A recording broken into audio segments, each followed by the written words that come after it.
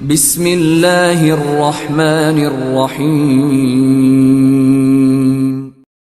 Nabi Ibrahim dan Ismail alaihi wassalam diperintahkan oleh Allah Subhanahu wa taala untuk meninggikan bangunan Ka'bah yang sempat hancur di masa Nabi Nuh alaihissalam, terkena banjir besar.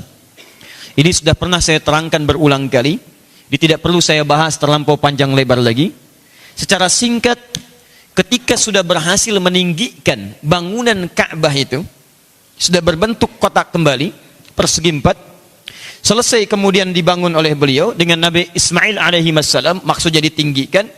Kemudian turunlah keterangan-keterangan dalam Al-Quran. Apa keterangan-keterangannya? Diabadikan di Quran tentang fungsi Ka'bah yang telah selesai ditinggikan itu. Mari kita lihat Quran surah kedua Al-Baqarah ayat 125. Paling kanan di pertengahan. Wa idh ja'allal baita mathabatan linnasi wa amna.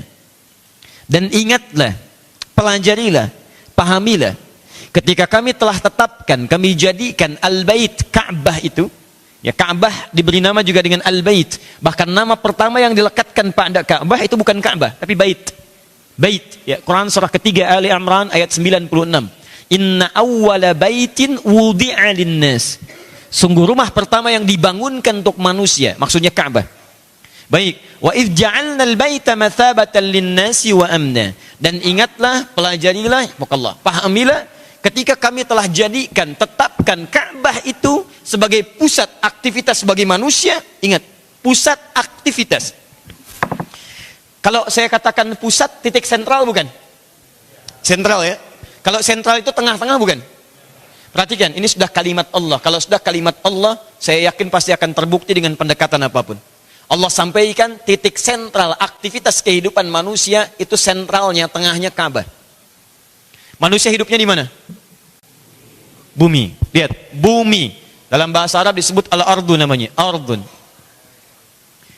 Quran surah kedua ayat 30.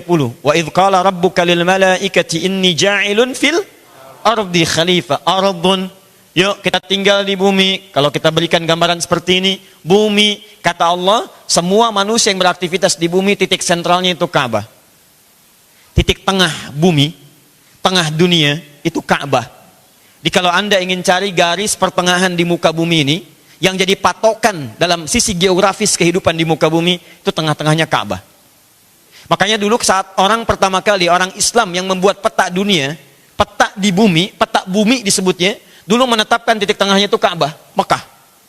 Begitu titik tengahnya disebutkan di Ka'bah di Mekah, itu ukuran kanannya, kirinya, atasnya, bawahnya seimbang semua. Dan ukuran waktunya normal. Nanti setelah terjadi perjanjian Tordesillas tahun 1494 dengan, mohon maaf ya, situasinya luar biasa dahsyat pada saat itu. Isabella kemudian bersekutu dengan Raja Ferdinand, menghancurkan yang terakhir Granada di Spanyol, kemudian menguasai dunia, dibagi pada dua bagian. Kemudian bagian barat dengan timur, barat diserahkan pada Spanyol, timur diserahkan kemudian pada Portugal, sampai secara tingkat dipindahkanlah titik pertengahan dunia itu ke Greenwich sekarang. Greenwich. Makanya kalau Anda misalnya berikan gambaran, kalau Saudi Arabia, wilayah Qatar, wilayah kemudian gambaran-gambaran yang teluk, itu disebutnya Timur Tengah. Timur Tengah, dari mana Timur Tengah? Bukan dari Indonesia, dari Greenwich. Dari Greenwich yang ada di London itu. Padahal kalau diukur dari kita bukan Timur Tengah, itu bagian Asia Barat, ya, dan seterusnya. Tapi yang mau saya sampaikan, saya ingin buktikan pada Anda semua, termasuk silahkan, mau ilmuwan manapun, coba ukur oleh Anda diameter bumi. Anda akan temukan titik tengahnya bukan di Greenwich, tapi ada di Ka'bah. Karena kalau kalimat Allah diletakkan dalam kehidupan kita, tidak akan pernah ada yang keliru. Mushaf, Quran, tidak pernah keliru. Hukum Allah tidak akan pernah keliru. Ketika Allah katakan Ka'bah titik dunia, maka wilayah Ka'bah, Mekah dan sekitarnya akan jadi titik kehidupan dalam kehidupan dunia kita. Ini titik tengahnya. Tapi poinnya adalah, bukan ini yang kita bahas dengan panjang lebar. Saya teruskan dulu. Wa amna, dan tempat yang paling menenangkan, tenang. Ini sudah jaminan dari Quran. Anda segelisah apapun, banyak persoalan, ketika Anda berada di depan Ka'bah, tiba-tiba hati Anda bisa tenang. Tidak percaya silakan. Anda yang pernah ke Mekah, pernah haji, pernah umrah, Anda merasakan tersendiri. Anda punya masalah, tiba-tiba depan Ka'bah, tenang aja. Air mata Anda mengalir, lisan Anda berucap kalimat-kalimat thayyibah, tapi jiwa Anda tenang. Saya bermohon kepada Allah, semoga yang belum haji, belum umrah, insya Allah mudah-mudahan bisa menunaikannya. Dan tidak cukup dengan amin ya, nabung dari sekarang. Siapkan doa. Nanti Anda silahkan buktikan, begitu depan Ka'bah, demi Allah saya katakan, ada ketenangan tersendiri yang beda perasaannya. Nah sekarang teruskan. Dua fungsi ini, bagaimana mendapatkan ketenangan, dan menjadi pusat aktivitas dalam kehidupan, sampai orang tawaf, gambaran dari aktivitas keseharian kita. 7 hari dalam sepekan kita beraktivitas 24 jam berputar-putar, bukan cuma berputar tapi berzikir kepada Allah, zikir kepada Allah. Teruskan.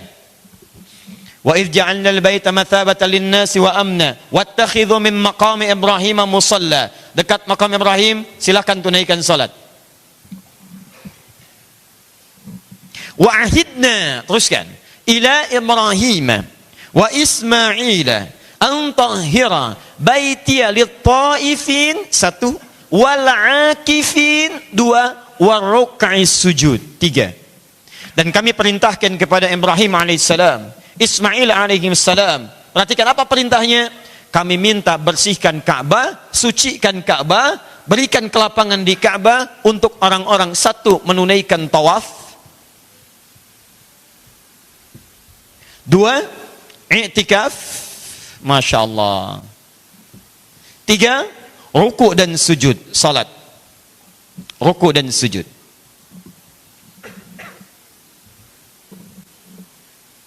Fokus. Disampaikan di ayat ini, kata Allah, area sekitaran Ka'bah berikan kelapangan supaya orang pertama bisa tawaf, yang kedua i'tikaf, ketiga salat. Baik teman-teman sekalian, sekarang area sekitaran Ka'bah, area sekitaran Ka'bah itu masuk daerah apa? Kalau yang belum pernah ke sana, kita infokan, itu area sekitaran Ka'bah masuk wilayah Masjid Al-Haram.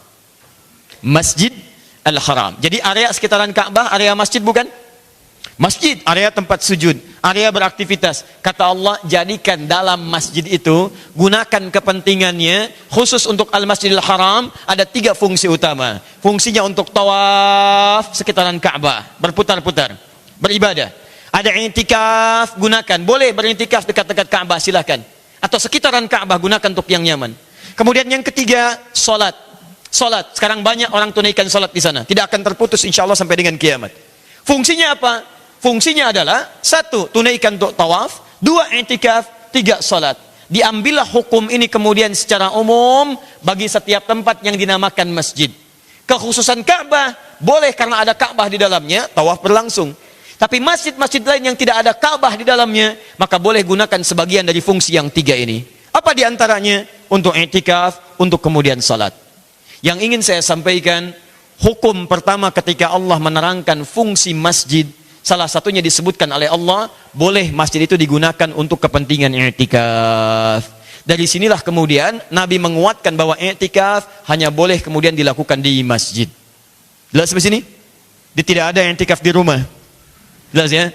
Ustadz, saya juga semalam i'tikaf. Alhamdulillah. Di mana? Di kamar. Ya. Jadi kalau Anda kemudian ingin manfaatkan waktu untuk beriktikaf, maka pertama kali disampaikan oleh Al-Quran, diisyaratkan kemudian, di mana tempatnya?